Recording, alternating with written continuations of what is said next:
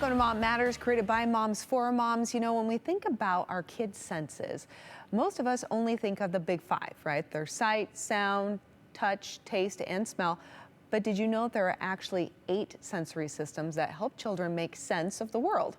One of them, though, is out of balance, it can actually look like a child is distracted, or perhaps they're overly energetic, or maybe they're even avoiding certain things. Really, though, they're just trying to regulate themselves. So today on Mom Matters, occupational therapist Trisha Crone is back here to help us all understand these sensory systems, and also to show simple, fun activities that you can try in your own kitchen that can help your children regulate their sensory systems and also improve in their ability to learn about the world around them, right? Yeah. Okay, so I want to talk about those sensory systems, though, because I was shocked to find out that there is more than 5. I was like, what? And even as an adult, like this sense of discovery when I heard about, you know, the other 3, I was like, oh my goodness, you're right. And then I was able to understand a little more about myself in the whole process. So Great. I love talking to you, Trish, because there's always so much to learn. All right, so what is the sensory system and why does it matter so much, especially when it comes to childhood development? So our sensory system is how we read the environment around us. Sometimes we read it too strongly, so we're an avoider. I don't want to touch that. I don't want to do that. That makes me feel uncomfortable, right? Mm-hmm. Sometimes we don't read it enough, and so we have a high threshold that we're not meeting, and so our body just kind of feels in limbo, like what to do now. Maybe they look more daydreamy, that kind of thing.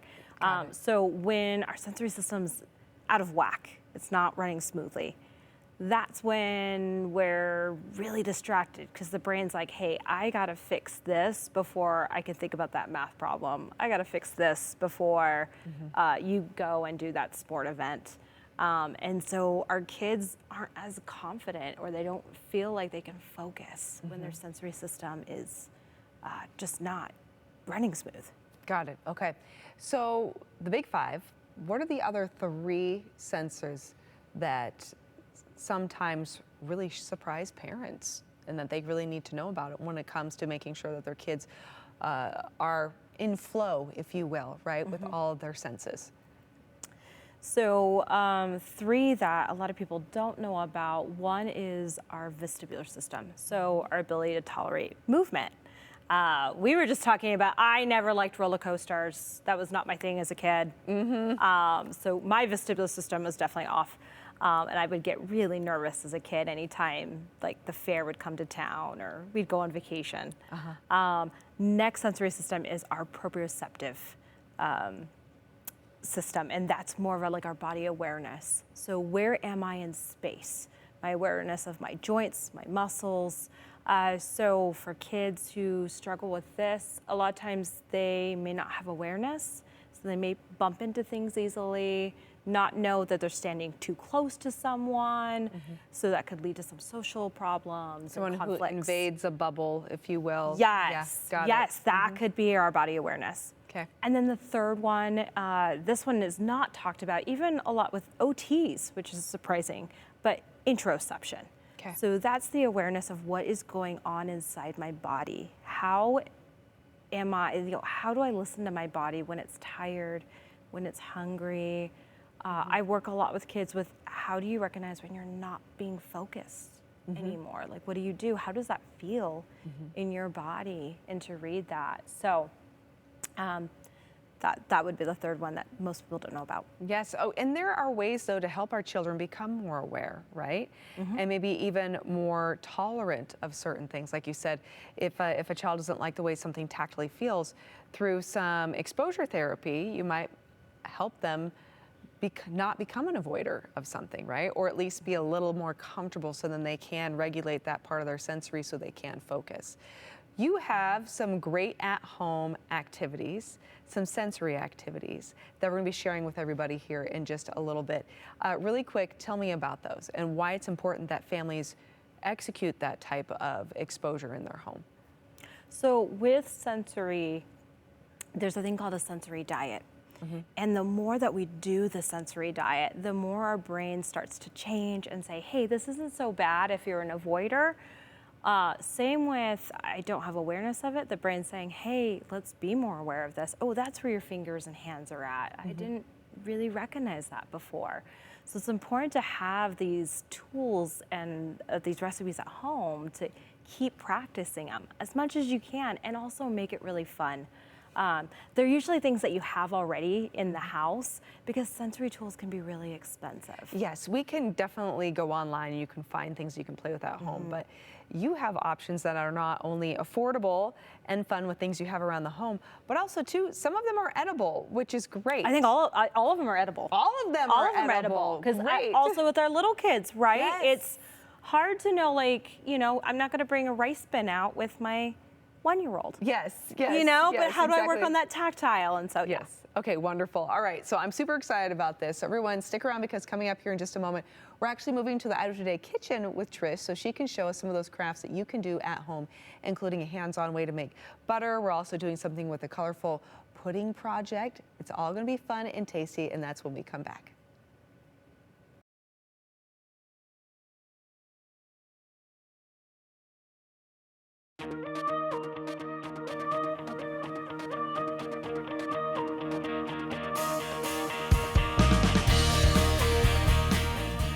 And welcome back to Mom Matters. Trish and I are now in the Idaho Today kitchen, where we're going to dive into some DIY craft projects at home that can help your kids regulate their sensory system. And Trish, we're going to be doing kind of a body or awareness project with some Butterfingers. So explain this one.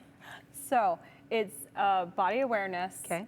Sensory activity, but it's all about movement Okay. of our hands. So the reason it's called Butterfingers is, you'll see a little bit later, we're making butter just by using a jar. Now, I have a small mason jar, but you Okay. can use a regular size.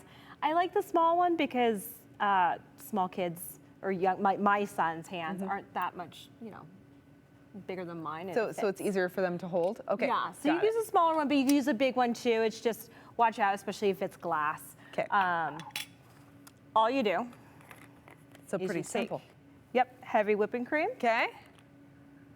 add it in, and I don't even have a specific amount. I don't want to fill it all the way up because you want some movement, so I'm going to fill it up like 1/3 of the way, All right. or a quarter too. Okay.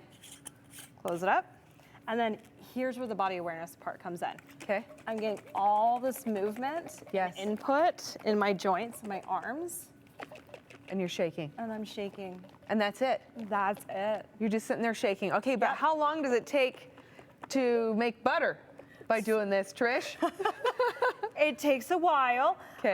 So just fair warning, it could be anywhere from 20 minutes to half an hour if you want butter. If you want actual butter. Yes. Now, Okay. if, say, I mean, pumpkin pie season is upon us. Uh-huh. Say you just want some nice whipped cream, Yeah. 5 to 10 minutes. Okay. So for my younger kids, we'll just make whipped cream. For my kids who are a little bit older and like we really want to make that butter to see, does this actually work? Yes.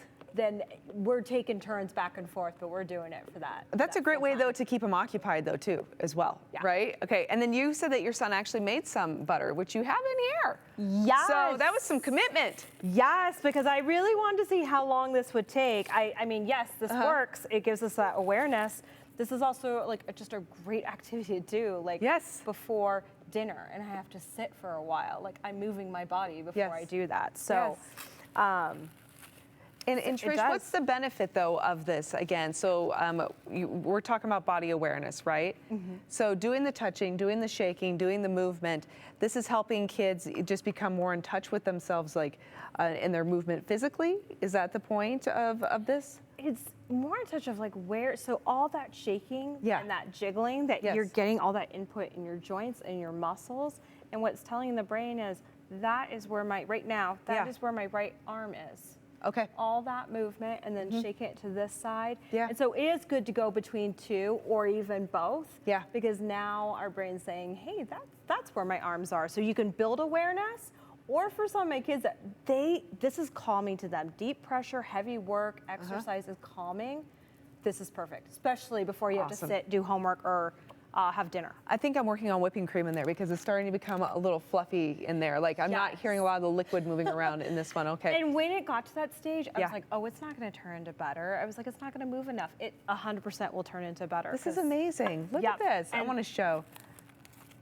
We got like actual butter out of the heavy cream. Okay. And here's just these like little toasted sticks here. Okay. So if your child feels comfortable, they can stick their finger in.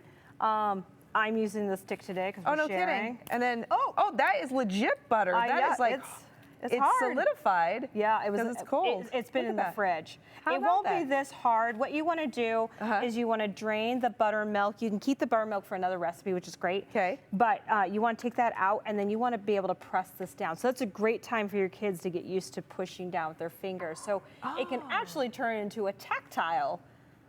This is a 2-for-1. Yeah. Okay, how about that? Yeah, and the minute you touch it, it does. It melts, pushing it down. I'm sorry, I'm having fun with the touch. I'm doing all the touch. You can eat, Trish, but I'm touching. Okay, let's go ahead and do the next project. We are painting with pudding. So tell me more about this. So this one is I'm gonna get a paper napkin. This one is a what type? A visual. Okay. This is a visual one. So, and again, these, all of these, you can play around with taste. You can play around and do different things with different sensory systems. Okay. But if you're just looking at, I want something visually pleasing and that my kids can play with, maybe they get really into visual play, and again, it's just exciting and fun. Maybe sometimes like different colors and things like that feel distracting. So again, we want to work on it. So we're gonna take, this is just. Oh, you got pudding.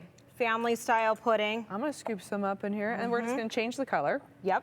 Nice. So it's quick, right? I mean, you can make pudding in like 5 minutes. This one has been refrigerated overnight, but so put enough in there. And so you just got like a nice kind of neutral base pretty much. I mean, this is a little bit of a yellow, but you can easily modify the color. Yes. All right. And then we're adding just a little bit of dyes. Okay. And then, all right, so with this, again, what I'm loving, Trish, is everything that you're bringing to the table, literally and pun intended, is the fact that these are edible and with things you have around the home. Yes. Yes, and the great thing is, like, yes, you have those toys, but when you bring things into the kitchen, I mean, the kitchen's like the house of the home. Like it is, the heart. Yes. Oh, I'm sorry. The heart. Yes. No, I know exactly what you're saying, though. The heart of the home. It is the heart of the home. Like, I know, like, a lot of my childhood memories are in my family's kitchen, baking with my mom.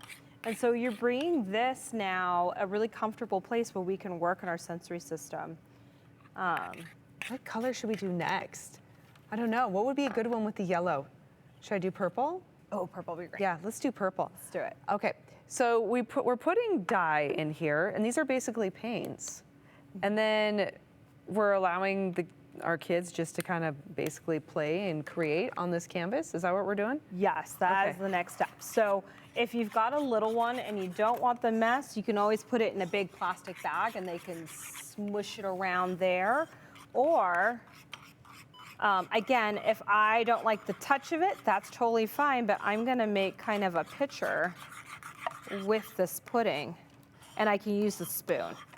Okay, so if your kids are a little not excited about the texture of the pudding, then they can still use utensils to kind of help create. And I have a short spoon here. If they're like, that's too close for my hands, I don't want to touch that still, use a longer spoon.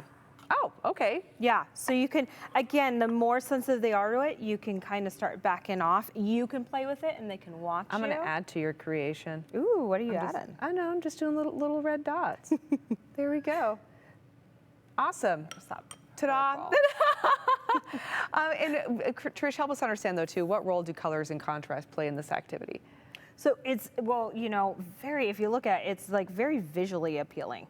Like they're just anything that's different colors, and I can create with it. Really, I feel like it's just a fun, playful way of painting. See, and starting out that way. Yeah, no, that's a ton of fun. Yes, I love that. Okay, and again, if the kids want, they can still eat this. It's completely safe. Yeah, if they get on their hands and they're like, oh. Okay, how can parents make this fun? Again, because we're all about engaging with our kids while they're doing this and having having this be a positive experience, right? Yeah. Yeah. Be playful with it. Be like, oh, I'm gonna put on the green. Oh, the green is so pretty. I love my favorite color, green. And the kid's like, Mom, that's purple. Yeah, okay. Right, be silly. Just be like, oh, maybe make it a little messier. Like, okay, let's fold it in half and let's see what happens. Oh, right? yeah. Kind of like a mix it up kind of thing. And oh, that looks That actually cool. looks kind of cool, actually. Yeah. So be engaged. Ask yourself questions like, what does that look like? What would that feel like? Because if we are having fun, our kids are having fun. That's great. So I love that, Trish. Okay, well, you know, we still have more. Trisha's got more up her sleeve. When we come back, we have 2 more sensory projects, including an edible sand activity and a crunchy game that your kids are gonna love and you're gonna have a lot of fun with too when we come right back.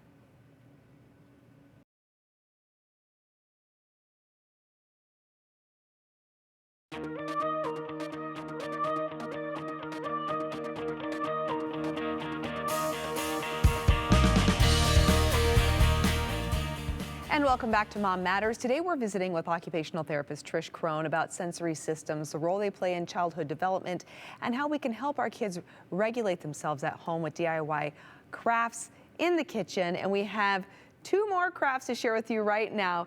Trish, we're focusing now on the tactile sensory. Okay, and we're doing a sand. Is this an edible sand?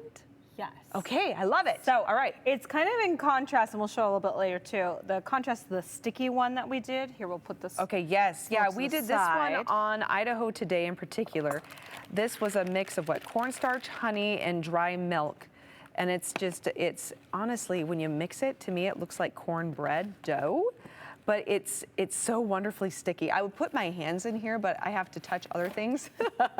Because when you play with this, the stick is real. Now, Trish, you had said, though, if this is too sticky, you can ease your kids into it by just letting them stir it. Yes, and adding more cornstarch. And adding more cornstarch if it's just a little too sticky after they stir it together.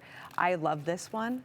I love how when you dollop it on paper, because right now it looks sandy, it looks gritty, but then when it dollops, then it kind of starts to smooth out, which is super fun. I love this. This is probably one of my favorite ones.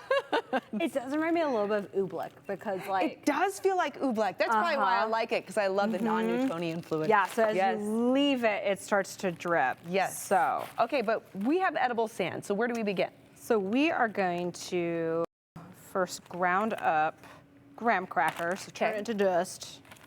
You put it in a bag, so it's really easy. Do you want me to work on that for you? Yeah. Okay, I'm happy to do that. You know what, I'm probably gonna put 3 just to be on the safe side. Okay. Graham crackers. Hand me that rolling pin, friend. Oh, let me seal it up for you. Get in there. Okay, awesome. Go. All right, grinding. Okay. And again, I kind of want to start with like my drier ingredients versus like my stickier or wet ones. So graham cracker, maybe your child is just the type that's all they're going to put in, and then you're putting in like the more sticky stuff, like the brown sugar or the coconut. Okay. And for this one, so we're going to grind up the graham. Does it matter how fine I make this? Can I have chunks, or do you want it really fine for the benefit of this project? It would be preferred if it was fine. Okay. But you can if you're like, I'm tired, it's okay if it has a little bit of chunks in it. But the finer you make it, it's because we're gonna do an activity where we're putting the chocolate chips in and they have to find it. Got it. So it makes it a little. These are bigger, which is nice to find. And then you can do anywhere from half a cup to a cup of brown sugar. Okay, so we got sugar, we got some graham cracker. We're gonna add a little bit of coconut. Okay, and again, this is a tactile sensory at-home DIY. What are your kids learning as they're doing this? So again, just exploring different textures. Okay. Right now, if I have a child who's really like, I'm not touching that honey, I don't like anything sticky, let's try your dry. Let's meet your sensory system where you're at, and let's do a dry recipe. And there's the coconut in there. So again, half a cup to a cup of coconut. And this makes quite a bit. Now we are gonna be playing in this, which is why I chose to go more the cup size than the half cup. But if that's all you have, if you just have a little bit, that's okay too. But again, completely edible. I think at this point, it looks, you've got most of it mixed in. I think you can just do it with your hands. and feel that difference. Yeah, it really does feel like sand. Yeah, completely. Yeah, it Yes. almost kind of reminds me of like a little bit like of kinetic sand. Yes, yes, You know, yep. But again, this is edible. Edible, yep, for my littles. And then to make it fun, you can put in some chocolate chips and cover them up. Okay. And now your kid has to dig through all that and get the chocolate chips. Ooh, And they can fun. eat it as a reward. They just put it to the side. And that encourages them too to interact and play with this as they're looking for it. Or looking use for their tools. Again, if I'm nervous about touching this, like maybe I'm okay with sticky, but I don't like that dry gritty. Yeah.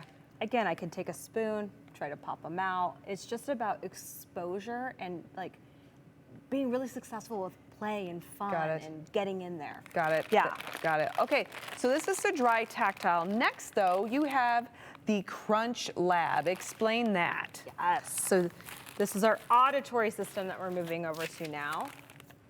Oops. Okay. Move all this And for those who may have missed part of the conversation as you're setting this up, Trish, there are actually 8 sensory systems that children use to interact with the world. And these at-home DIY projects are to help these kids learn how to regulate, because sometimes they might not be as connected with that sense, or overly stimulated by that sense. So this is all about that exposure therapy to allow them to regulate it and be able to be more focused and present so they can learn and interact positively with the world around them.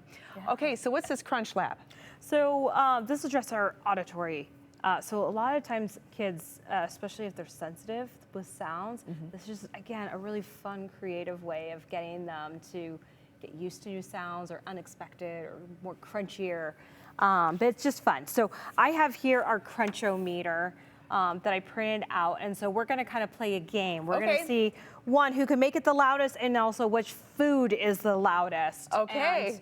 And, just to kind of mark it off. And then it goes from mini crunch, that's crunch, mega crunch, or Crunch Quake. So, Crunch Quake. Who can make the Crunch Quake? Okay, great. And then we're Right. also introducing some really healthy foods here too. yes, Which is that's fun. All the right. best part. So we've got apples, carrots, snap peas, celery, and pretzel Pretzels. sticks. So which, All right. the first one on the list that I wrote down is The carrot. All right.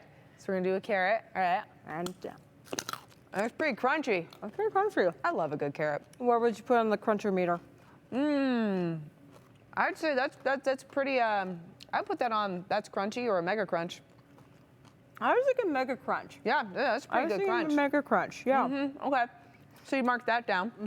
Now, with any of these, some of your kids may be like, not crazy about vegetables. Have a trash can. They can spit it out. You want to make it as comfortable. With any of the tactile, always make sure that there's like a wet paper towel next to them, or they have access to the kitchen sink, and at any time they can wash their hands. Again, we want them to feel comfortable exploring. And if at any point when they're exploring and they're trying stuff, like you had mentioned, if they start to get too heightened, what should a parent do then in that type of situation? So, and that's if they're getting by heightened, do you mean like getting Overwhelmed? really upset, Yeah. overwhelmed? Yeah. So then, stepping back, saying, you did a great job. I'm so glad that you watched me. Keep it really lighthearted. Again, it's not about perfection. It's about exploring and feeling good with what we've done. Maybe you're like, I'm going to finish it, or you watch me with the crunchometer. Is that too loud? Is it too loud if I do it? If they're like, yes, you're like, maybe we could just watch a video and do the crunchometer on the video. So try to end it on a really positive note, make them feel really good, and we still explored. Yes. And then also, if you feel like this is something that is disturbing class and disrupting everyday life, that's a great time to reach out to like an occupational therapist or professional to help with that if you're seeing that a lot. So Yeah. next on our crunchometer, We're gonna keep going with the crunchometer. snap peas. All right, snap peas. I do like. So good snap can we peas. get past mega crunch? Okay. All right. Okay. Good. That's good too. I'd say that's crunchy. So I was thinking mini crunch. Mini crunch? Okay, I'll go mini crunch. Okay. That was a mini crunch. That's Celery. Good. Sweet and subtle. Okay, moving on to the celery. We don't have peanut butter. Also, Trish, really quick. I know we do need some peanut butter. I'd imagine, in addition to the sensory, this is a great way to introduce kids who are picky eaters into a food, right? Making a game out of it. Totally. With my picky eaters, I totally encourage have them be part of the cooking process, whether they can prep foods. Even it's like, please take the celery out of the fridge for me, right? It's just that gradual exposure that they feel comfortable with. And oh, you did such a great job. I know you don't like celery, but you're holding it. That's so good. Thank you, Trish. Yeah. Right, and you don't want to eat it, that's okay, just throw it away. You touched it, that's great. So really know where your child is at and just be understanding, but let them watch you prep and get in the kitchen, explain the foods that you're eating. Yeah, this is a great way for some of the picky eaters too. Let's take our last bite. Oh, that's a crunch quake. That's a pretty crunch quake to me. Yeah, that was pretty crunchy, I thought. Yeah, mine was pretty crunchy. Trish, thank you so much. Greatly appreciate it. Everyone, you can also get these recipes at the Idaho Today landing page at ktvb.com. I will be listing these for you so you know how to navigate this with your kiddos as well. And Trish, where can people go so they can learn more? And like you'd mentioned, if they're trying this at home and they're realizing that this might be a little more of a challenge than they anticipate, they might need some professional assistance. Where do they find you? So you can look me up at timetoshinetherapies.com, and I also have things like the crunchometer and some additional, I can't hold this up, some additional sensory recipes as well. And then if you have any questions, also a great person to reach out to is your primary care provider. Okay, so start with your pediatrician, your primary care provider first, and obviously occupational therapy is always a wonderful solution too. Trish, again, thank you so much. Really appreciate it. Oh, thank you. Thank you for having me. Yay, I'm a more